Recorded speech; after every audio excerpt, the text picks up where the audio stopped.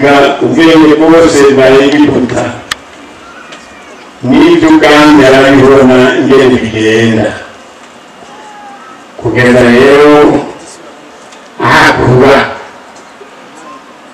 aca ubwenge anamenya ikibi n'icyiza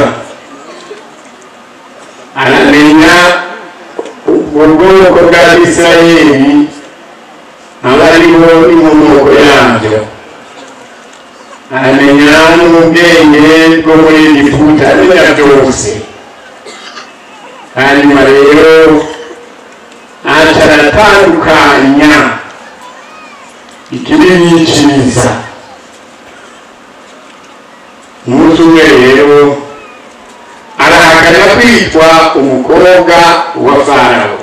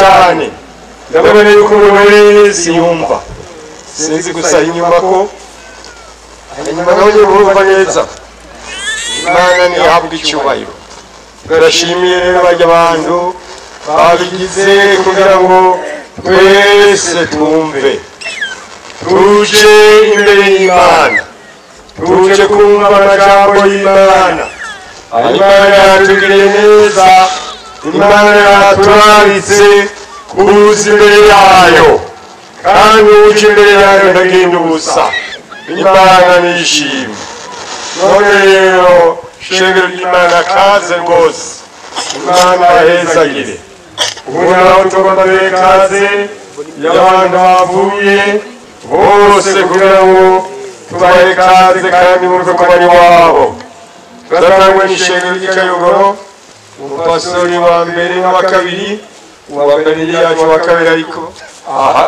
aze ngaha n'abapastori bazananye bahaguruke n'abapastori babo bahaguruke kugira ngo wese tubahe kaze mu izina rya Yesu nuko uwa kabiri aze aserukire iryo shengero hanyuma tubahe kaze n'abaririmbyi aho mwari n'amwebwe muhaguruke kugira ngo tubahe kaze mu izina rya Yesu mbega tubahe kaze mu izina rya nde Imana igire gute Yesu nashimye tukaba tubakengurukiye ko haje ishengero ry'Igishiha uwa mbere n'uwa kabiri batse baserukira abandi baca baza hacaguruka n'abakozi b'Imana bazananye hanyuma kandi hacaguruka n'abaririmbyi aho bari kugira ngo mwese tubahe kaze kuko turabakunda nuko bariko raza Yesu nashimwe naho byazananye bahagaze ego ni byiza mbega turabahe kaze mu izina ryanjye Yesu agire gute Yesu abaheze imbere ya kamera gira yibishicuye kurushaje bigeze ya hama harimo handuki amahera ndabira hama handuki amahera murakoze cyane Imana bahezagire ishengero ry'Inyanzarake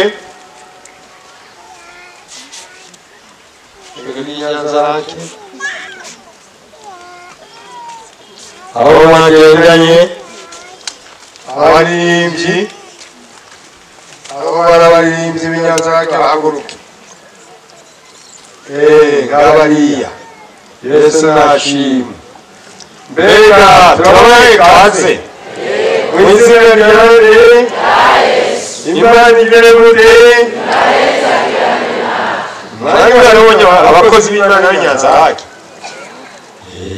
igwa yino wababona uyu n'uwa mbere urya nawe n'uwa kabiri murababonye nishimye niyo mpamvu Inyanzarake ninde tubayita aho mbega tubahe kaze mu izina rya Yesu Imana igire gute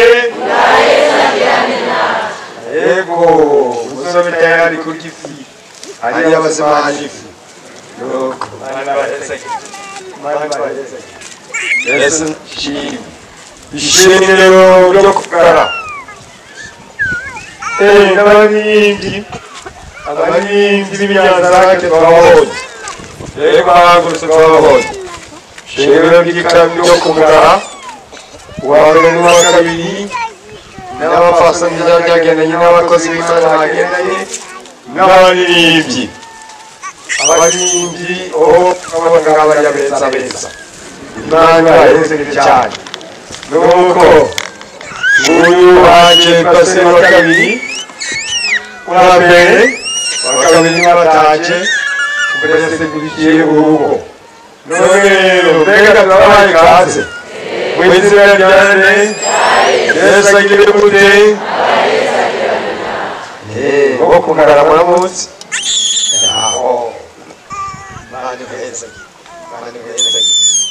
nuko ishengero ry'Ibujumbura ishengero ry'ubujumbura n'abambere bakabiri baseruke ngaha nabo kugira ngo tubahe ikaze.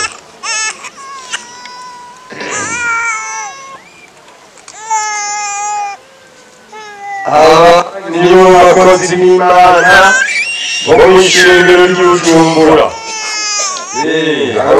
Bo wakingiriye reka umukingi wawe neza, reka nibo bazoba indaro mu Bujumbura.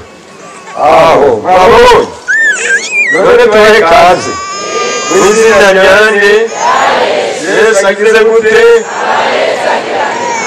Mwabonye ko babereye kuba abavuzi b'ubutumwa bwiza. Imana ibahezagire, Imana ibahe umugisha. Amen.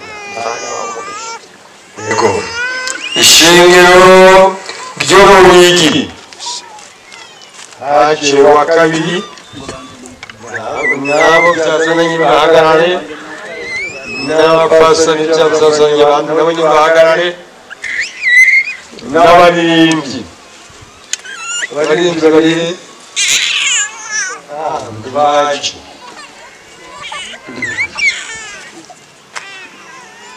Nuko uyu umupastori wa kabiri w'ishengero ryo mu Ruyigi, mu Ruyigi mbega n'amasirikare murahazi naryo bavuga hariya, none murahazi hariya. Yesu nahabwa iki? Turamunezerewe. None tubahe ikaze mu izina ryanjye. Yesu agire gute? Yesu aguhezagire. Mwese muhezagirwe. Hanyuma ishengero ry'ikirundo ariryo Kigozi, umusozi n'ikigozi ariko ni province y'Ikirundo, province ku mwisho w'igihugu. Yesu nashimwe. Ngaba baraje abakozi b'Imana bahaye Ikirundo. Nuko uyu ni uwa mbere, uyu nawe ni uwa kabiri.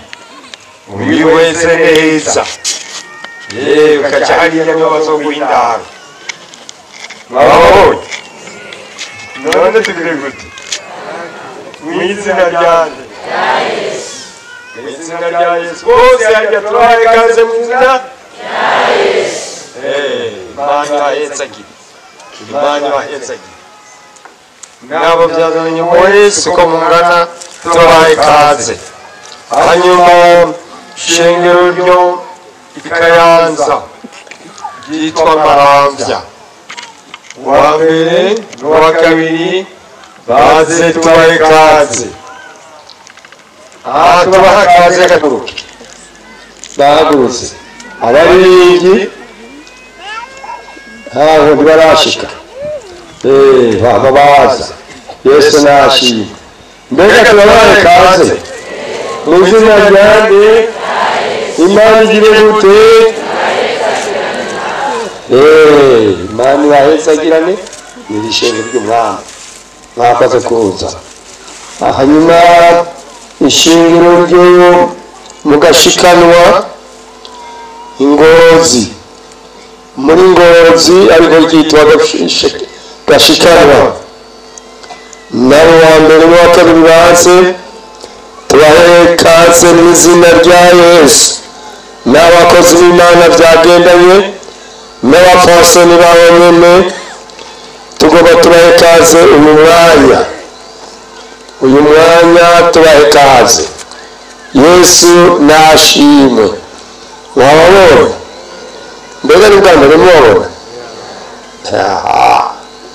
Gatanga uyu bwa mbere mubabona? Barakuzi usanga utabazi. Yesu nashimwe. Hanyuma yewe none wa kabiri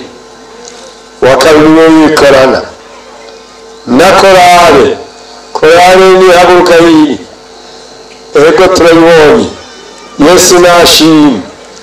Hanyuma nawe byazanye byagenda n'abakozi b'Imana mwese n'abakristo n'abandi muhaguruke muhaguruke duce tunezerwa kubona ko mwaje ku gikorano cyacu. Mbega tubahaye ikaze mu izina rya Yesu agiye Yesu abahezagire. Yesu abahezagire. Hanyuma ishingiro ry'Igitega. Ishingiro ry'Igitega uwa mbere n'uwa kabiri baze tubahe ikaze mu izina rya Yesu. Nabo bagendanye n'ikorale. Ikorale irihe?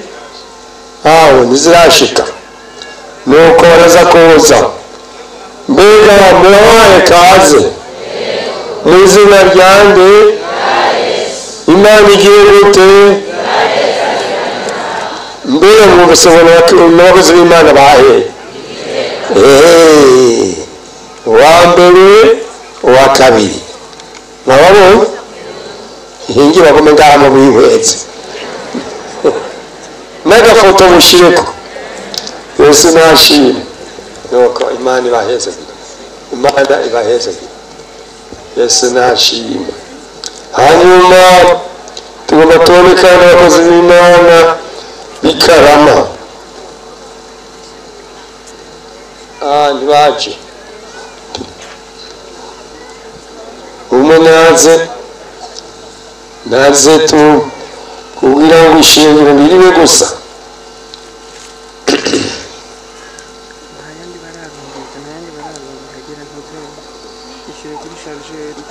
Ego umwe mu bakozi b'Imana bariya ikarama. Ikarama ni muri Muyinga hariya ruguru nyene. Urumva bobo baracyabagize ingorane n'umunsi barafise umwe mu bapasitori yitavye bagiye rero kumushingura ntibagavye. Muravyumvise nta mukozi w'Imana agaba. None mu izina ry'ishengero ry'ikarama turabahaye ikaze. Imana imubwire gute? Yesu aguhezagire. Egome ishengero ry'Imukomi naho nyene ni muri Muyinga irabangikanye. Imukomi haje wa kabiri uwa mbere byamugoye ariko ndabizi nuko yagowe naye handi yari gutangwa kuba ngaha aragwaye. None rero uwo bikorana n'uwo wa kabiri. Mbega tubahaye ikaze.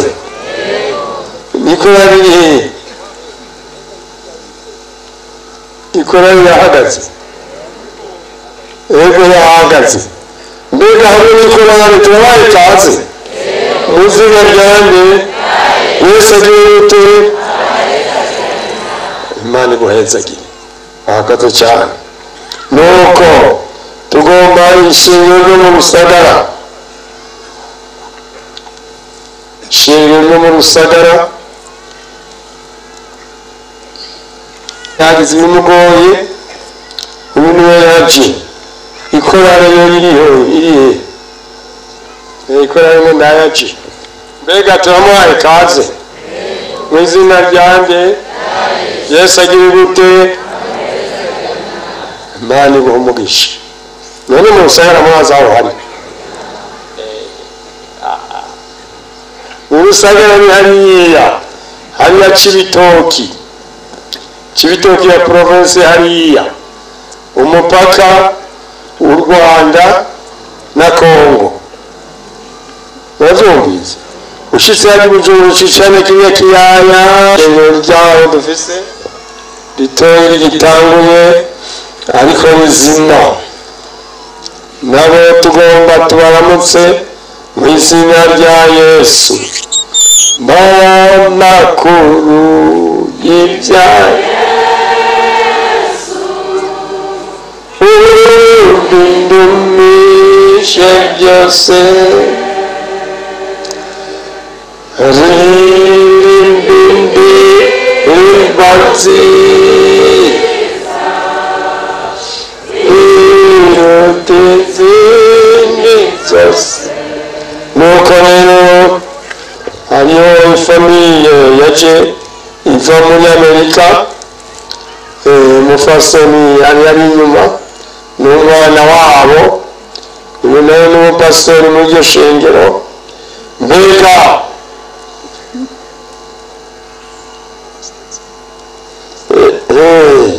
hano n'undi nyene batubariye umupastori witwa Zaburoni nyene ahari hariya, nawe mbizo guhaguruka kandi byari bimugoye.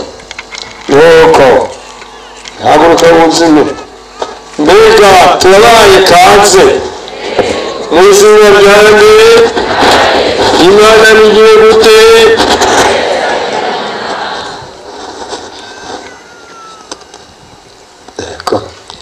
Nuko Yesu nashimye. Bavuze banyibukije ko dufise abantu bamadufasha mu mategeko, bazi iby'amategeko y'igihugu, uwo barenganije nahabwe icyubahiro. Nguritwa Nicolas Hanso. Murakoze cyane. Uyu niwe ari mu ishengero ritubyara, none twaramutumiye, hanyuma n'ubu yagize neza ko yaje. Mbega yaje, none turashima. Ni byiza cyane. Tugomba tumuhe ikaze mu izina rya nde. Yesu agiye gute? Muze muhe ikaze rwose, niwaba mwumve ko Yesu ikaze. Amena. Imana nimuhezagire. Nuko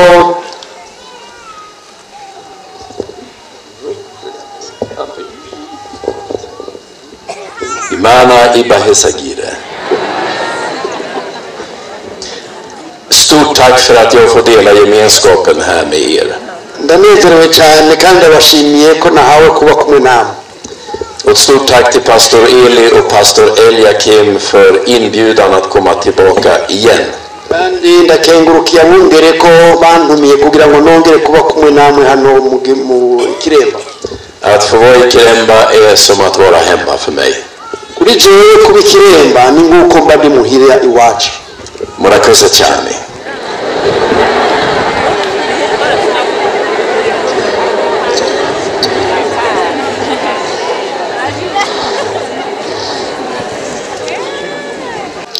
Aza kutwe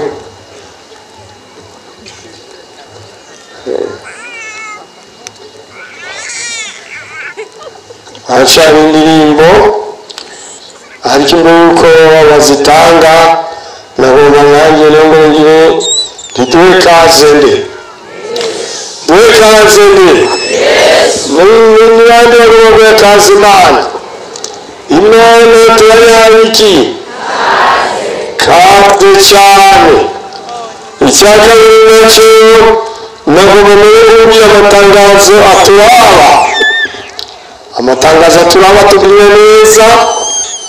Murabona abakuru batwibiriye ko batubaza kutwibisa bati muraba mwaributse amategeko yose. Mbega turayazi amategeko y'ubu. Ni ukugira gute icyambere? Kugira gute? Hano hejuru yambaye ni ukugira gute? Gukaraba.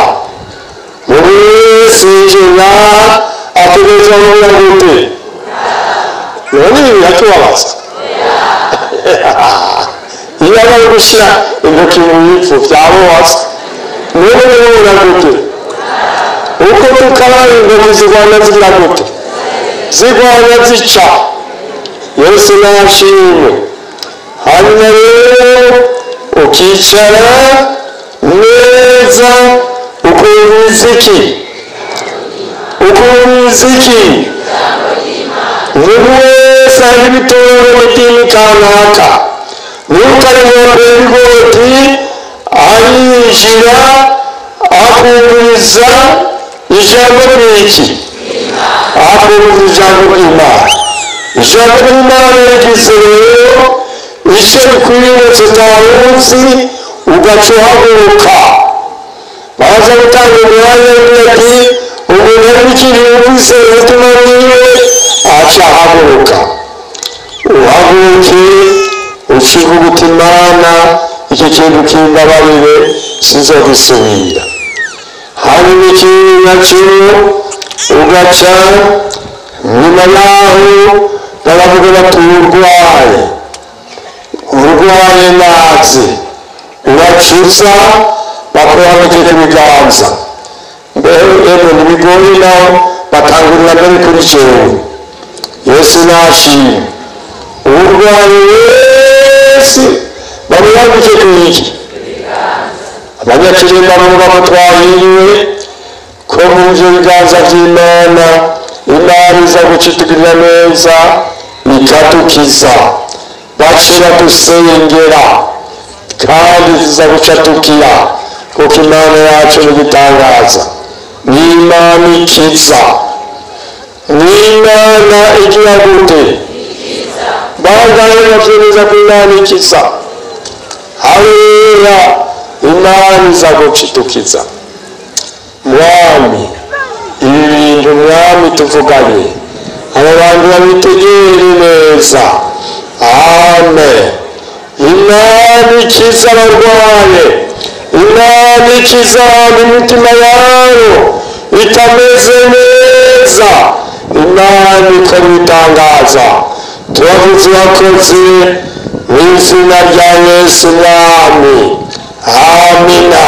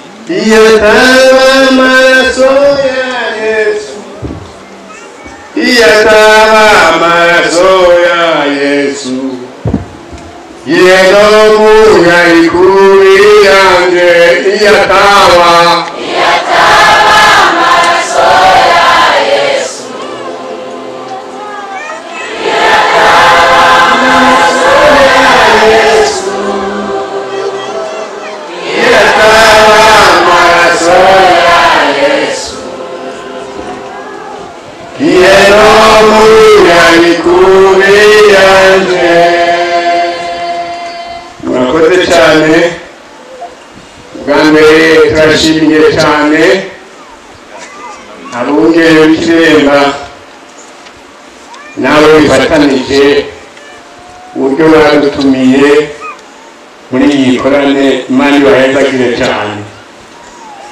Hanyuma turanezerewe rero kuba ngaha, kandi igihe twazi Gishiha baradutumye intasho, nakiriyo ntasho yabo, murakoze cyane.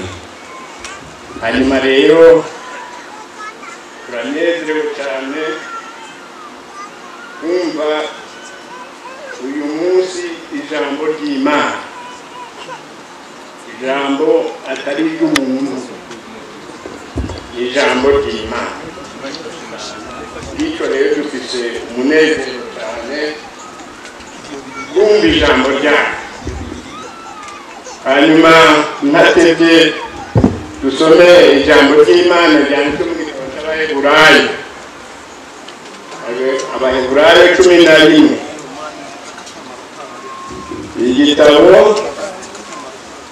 nta n'umwe bagishyirako cyane, barakekeranya gusa, ariko iboneka kuri umwanditsi yarazi abaheburayo cyane hanyuma duhere kuri 2004 gushitsa kuri 2006 n'ayo majambo y'Imana.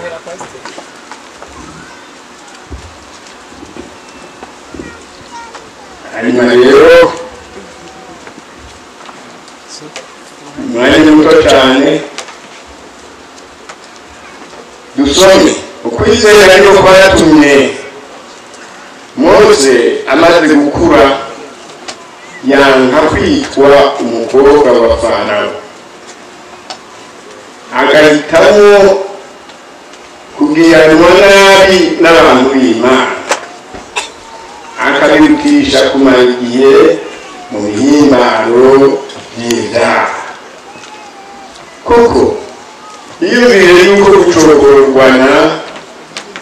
gucokoranwa na Kirisito ari ubutunzi burengeye itunga ryo muri Egiputa, kuko yatumbera y'indero azongerwa n'aya majambo y'Imana.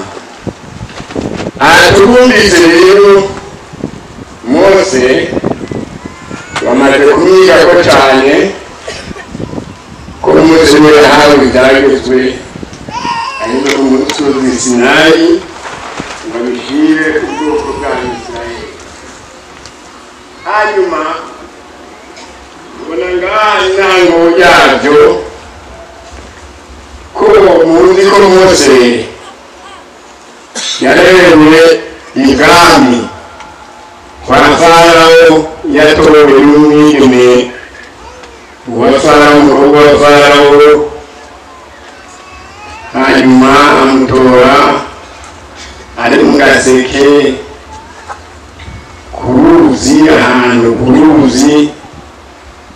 Rero aca amwitira ko ari umwana wiwe atoye, kuko ico gihe Egiputa yaranga cyane abana b'abahungu bavutse, cyo gituma ababyeyi babo bamwegeza. Hanyuma rero amutorera amwitira ko ari uwiwe, kandi koko yari uwiwe, kuko yaramutoye ari akana gatoye.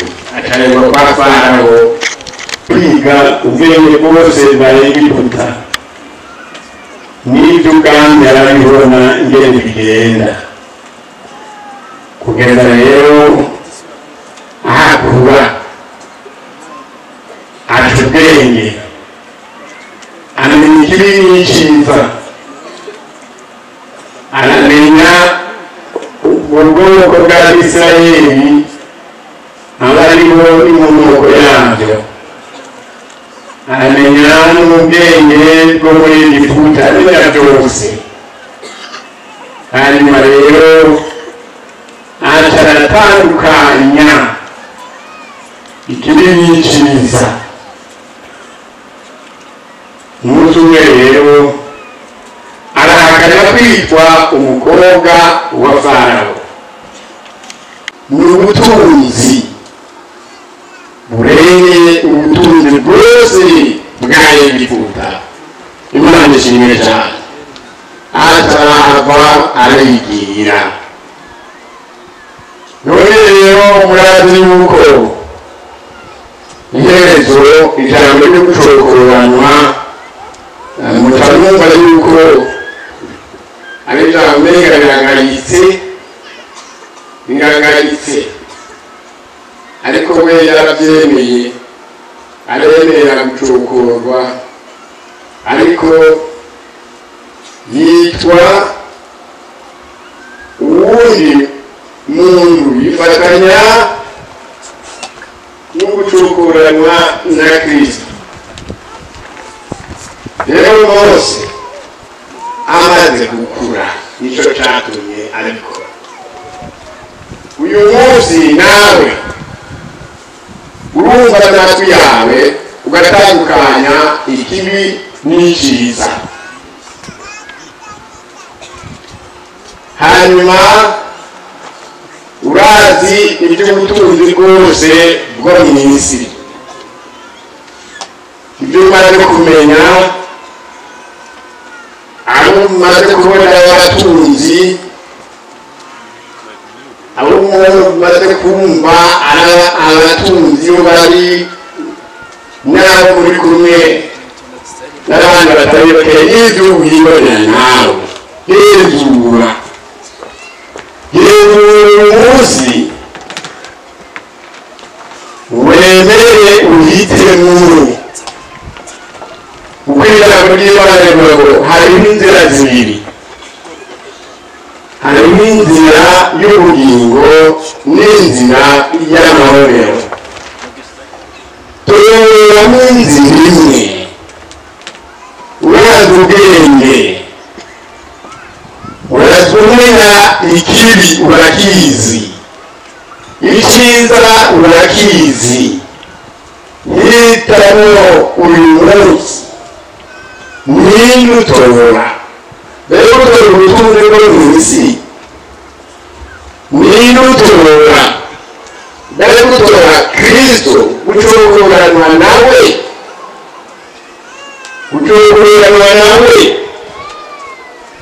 Mose atahura ko gucokorwa uherwa uhoraho, uherwa Imana ni ubutunzi burengeye ubundi butunzi bwose. umuntu arabaho akagira ngo ni umukene, aragira ngo aratunze, arabaho akamenya ibintu n'ibindi, ariko arakwiye kumenya ni igiki kiruta ikindi kizomurangamira kazoza kiwe n'iherezo ryiwe. agatahura rero icyarakwiye guhitamo icyo. ariko uyu munsi ijambo ry'Imana icyo rigutoza ni kurondera gucokoranwa na Kristo. gucokoranwa na Kristo ni ubutunzi burengeye ubundi butunzi bwo mu isi.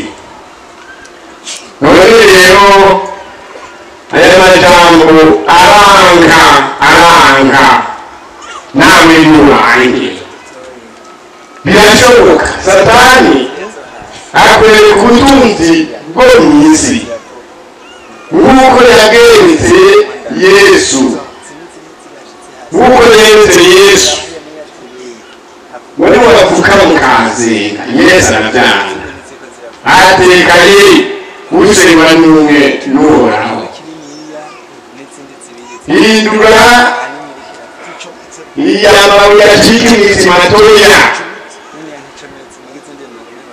iyi mitsima si umuntu akwiye kurya gusa, eka n'ijambo ry'Imana naryo niryo akwiye kurya. nk'uko turiko turarya uyu munsi ijambo ry'Imana. rero gutora guhitamo gucokoranwa na Kristo nibwo butunzi burengeye iyi si yose, iyi si yose. kandi ubwo butunzi ntibukuvako, eka ne mu rupfu ubwo butunzi burajana, ne mu rupfu ubwo butunzi uzosanga mu ijuru. wumve rero akamaro kabyo. ariko ubundi butunzi bwose bwo mu isi ubusigara nta n'ifaranga na rimwe nawe ubutunzi bumeze bute bakwemerera kujyana naryo n'ifaranga na rimwe. nawe uba wararose amamiliyoni n'amamiliyoni, nawe uba warapfuye. yereka abazi ko yafise barakudura nta kabuza. yekaye hazobura umubiri wawe, ariko amafaranga bazoyadura bayavanire kuko bumvise kujyana ubutunzi bwabo.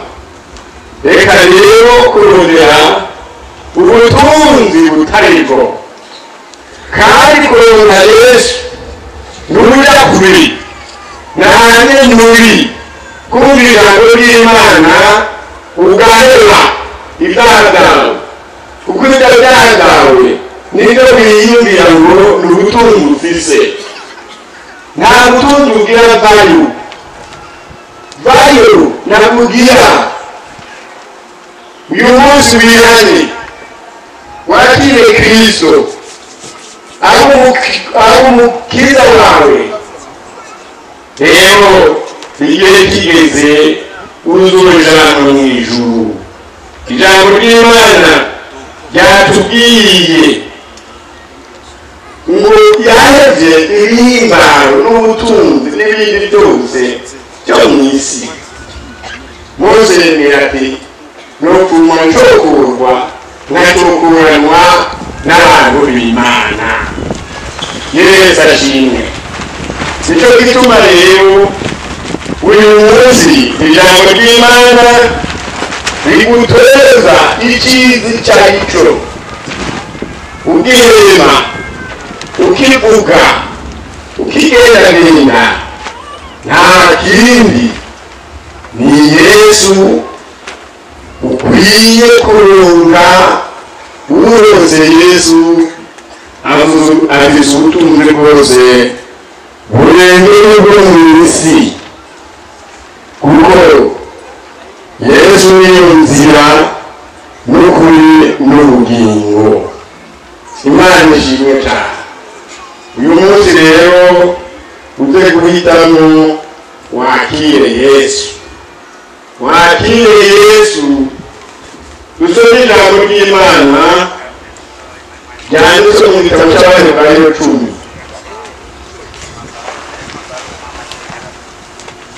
mu gitabo cy'Abaheburayo 10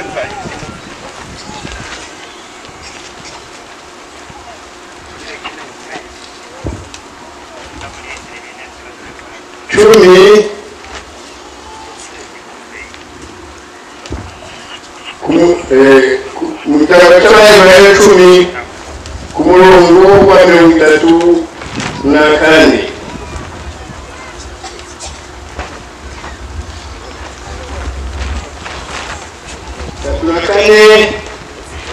dusome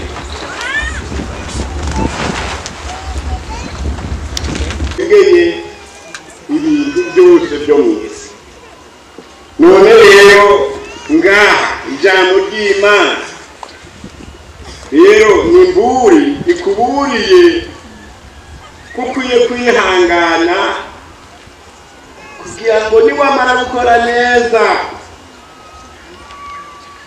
uronke ukora iby'Imana igomba ugakora iby'Imana igomba kugira ngo uronke iby'amasezerano wasezeraniwe warasezeraniwe itunga rikomeye mw'ijuru dufise itunga rikomeye mw'ijuru uca wumva rero si itunga ryo mu isi niryo mw'ijuru itunga rirengeye ubundi butunzi bwose Satani atwereka ibitari byo Satani arazimiza Satani ntakiza kuba yamari arondera kwica nta kindi ni igisuma cyangwa kiba abantu b'Imana rero ukwiye kwihanganira ibikugerageza byose ukwiye niwabara kwihangana ugashira ubwoba ukanezerwa ukamana amahoro igihe kimwe uko ufise ubwo butunzi mu mutima wawe iherezo uzoronka ubugingo butazoshira ubugingo bw'ibihe bidashira uzokwamaho ibihe bidashira rero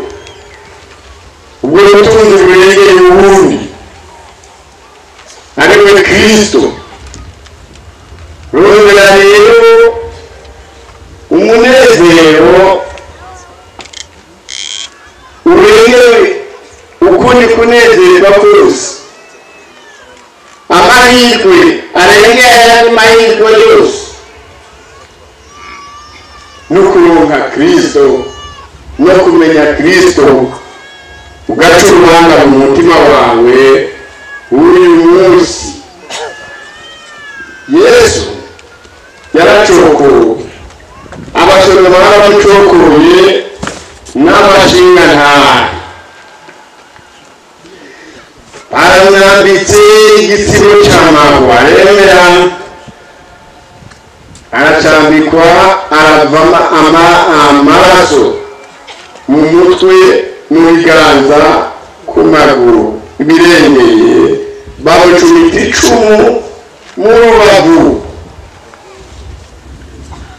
hava igisumo cy'amaraso n'amazi yo koza ibyaha byawe, yo koza ibyaha byacu, kugira ngo turonke ubwo butunzi uca mu maraso ya Yesu.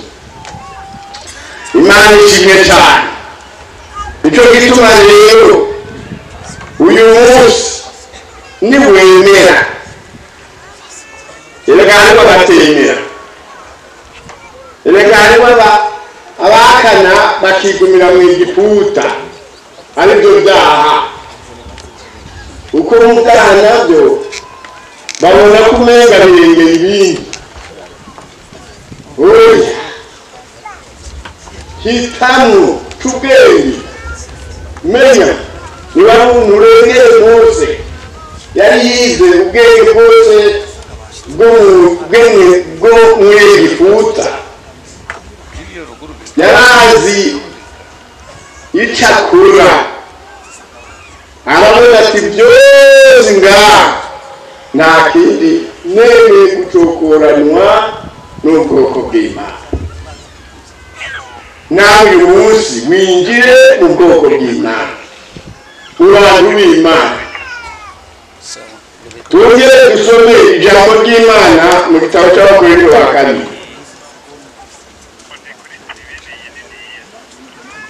Abakorinto ba kabiri, Abakorinto ba kabiri, tuharabe icyo tubwira ikindi cyo twubwirwa. 8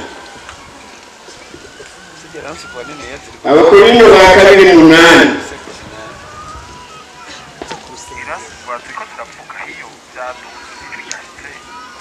Munani ku mirongo 9 havuga ngo, ariko rero ntimuganzwa na kameremere k'umubiri.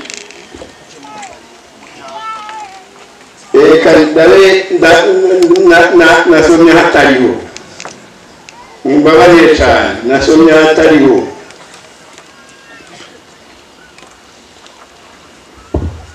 Abakorinto ba kabiri 8 niho nagombye.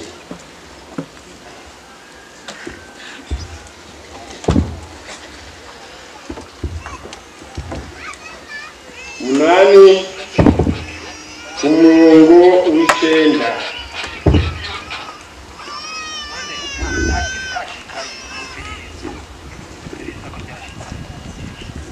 havuga ngo, kuko muzi ubuntu bw'Umwami wacu Yesu Kristo, yuko naho yari umutunzi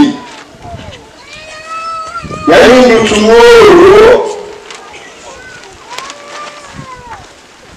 umworo ku bwanyu, kugira ngo ubworo bwiwe bukore iki?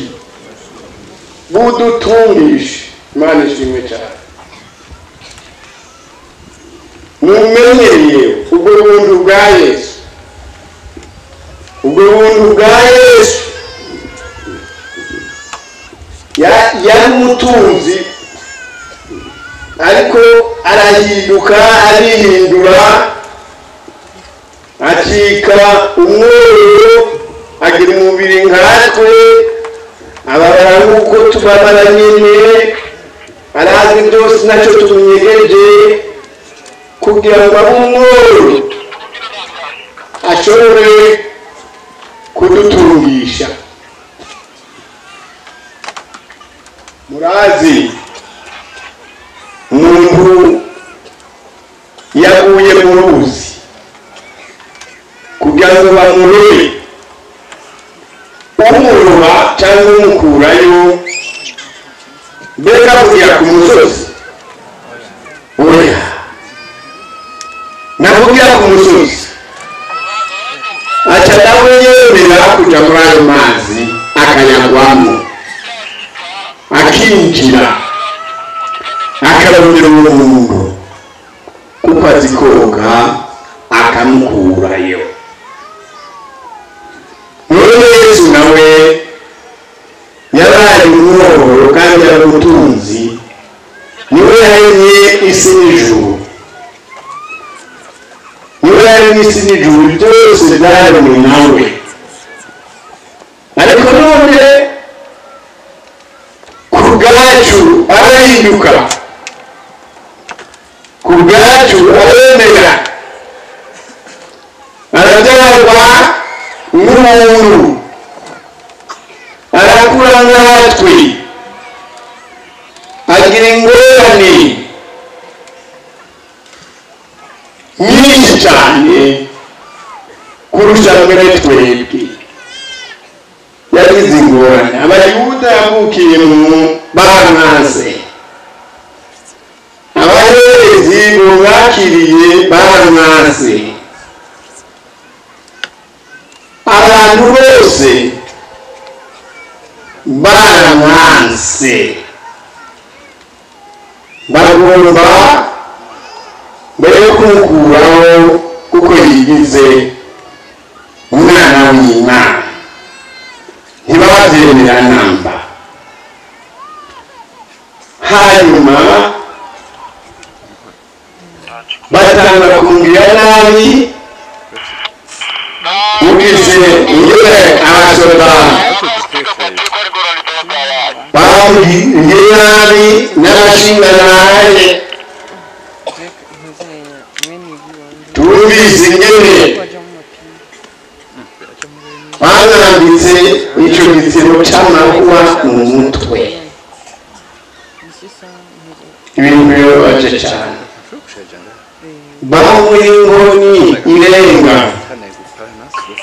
buri ntayo bamuhaye ngo kuko yizeye mu mwanya, bongera barayimwaka, rino renga baramukubitisha mu mutwe. Igitangaza, bamwambika ikanzu, buri mwanya baramwunamira, buri mwanya w'Abayuda, nguyu umwanya w'Abayuda wowe, nguko twebwe babicokora, ngo wewe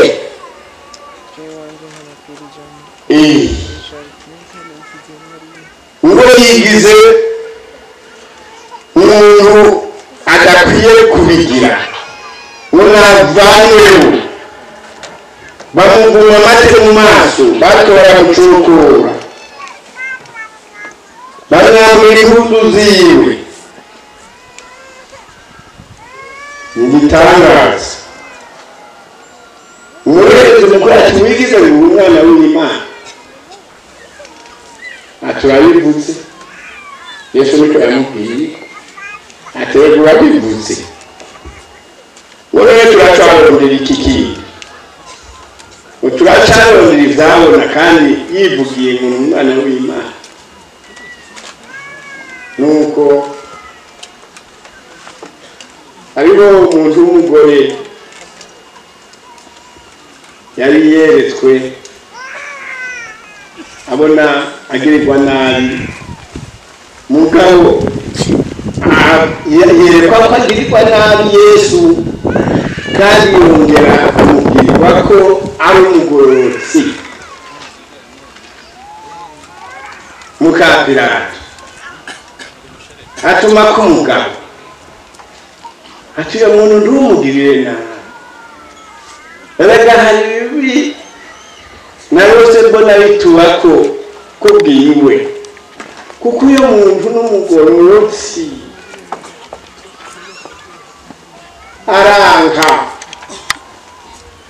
ntiyabyemera akaraba amazi uko abayuda bamuzigirije ngo icyo cyane nikitwa mubeko mbega amazi yokora iki oya nacyo yokora amazi yikari abantu barasemerera bati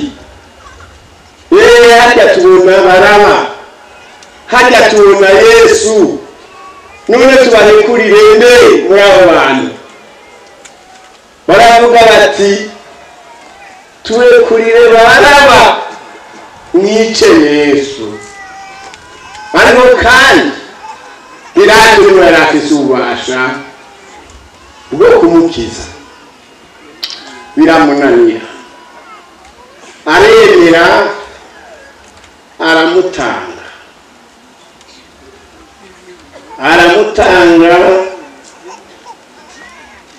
aravuga ati ishengero rirananiye kandi ari wacu urubanza umugore yamuhanuye aramwereka ibyo yeretswe ntiyabyumva indumva n'uruziriho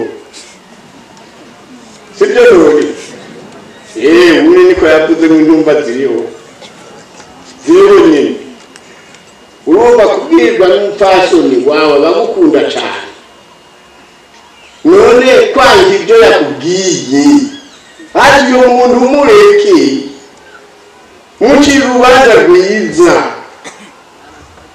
arabihakana yemerera abandi ibyo bavuze kandi bari bavuga bibi rero tubona ijambo ry'Imana ritwereka ko yaciye amurekura baramufata baramubamba ku musaraba bandika icyandiko ngo yigize umwami w'abayuda atekaye mu bambe amaraso yiwe aratubako ararahira kumurekura arabambwa ahowe ibyaha byanje none bakubwira ngo aturokore tuve mu gucukurwa kwa Satani uko twari tuboshwe n'ibyaha yaboneye kutubohoza ariko Yesu arapfa aracikana hanyuma ku munsi w'ibya gatatu ari mu mva arazuka yiyereka abantu benshi barenga amajana 5 baramubonye imbona abantu barakuboneye aratubonera none nawe wigize utumva igihe nicagera uzoja muri ca gihe no mutumvise igihe no mu cumuriro c'ibihe byose none mugenzi urahanuwe uyu munsi ucokoranye na Yesu bagutuka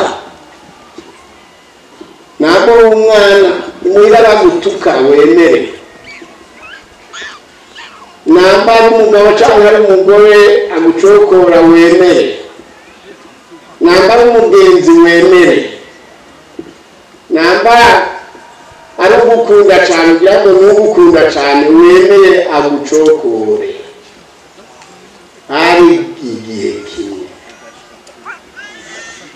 tuzona Yesu yaraduzana mu ijuru azongera kujana ishengero ryiwe kujana ubwoko bwiwe abamukunze abemeye bakanga bakagaya iy'isi abemeye bakanga bakemera gucokorwa kugira ngo baronke ubutunzi bw'ibihe bidashira bubonerwa muri Yesu Kristo. N'amajambo none Yesu kugira ngo adukize ubworo bwiwe gufatwa nabi kwiwe kubambwa kwiwe kumererwa nabi kwiwe niko kwatumye ishengero ry'Ikiremba tubona ngaha rigira rite ribuko turi uko turi rero ni kwiza uko turi dufise ubugingo nahisi yo ducokora n'abantu ikibi cyane haduza abatugirira nabi kuko dukunze Kristo tukanga iy'isi ibyo batubwira nuko dusubiremo tukabyanga badukubita bagombye baguturire bagombye bagufata uko bagomba uko biyumva nyine kuko abakorera muri Satani bariho banga ishengero ariko uremera kugeza kugupfa nico gituma rero dusaba mbwera yongere maze kwemera izina rya Yesu umaze kwemera ibyaha byose yongere akadudubiza mu bugingo bwawe nawe kwica unezerwa n'ibiri imbere unezerwa n'ibyo ubona biri imbere kuko mwemera gukomeza ABAHEZAGIRE. Amina. Dusenge. Mwami Mana yacu turanezerewe cyane kumva twitirirwa izina ryawe turanezerewe kuko tugufise dufise ubutunzi bwose burengeye iy'isi ni byinshi byo tumuza ariko urengeye ubwo butunzi ABAHEZAGIRE ishengero igihe wumva ijwi ryawe ryitabe ryanye kwemera umwasi ryemere Kristo umwana w'Imana yigize umworo w'uruguwe ukatugira ubutunzi tugushimiye Mana mu izina rya Yesu. Amen.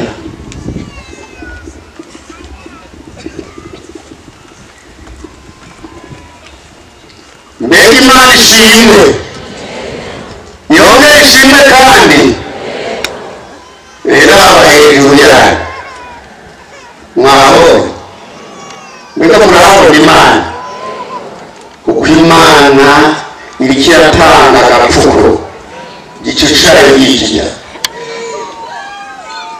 akazuba nako niko gakomeza abanyafurika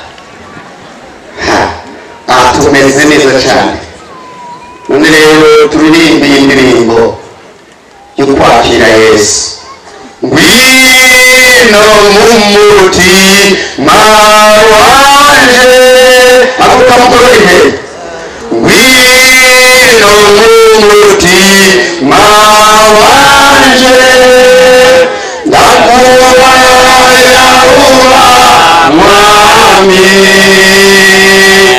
mutima wanje ndakuba yahuba mwami weno mu mutima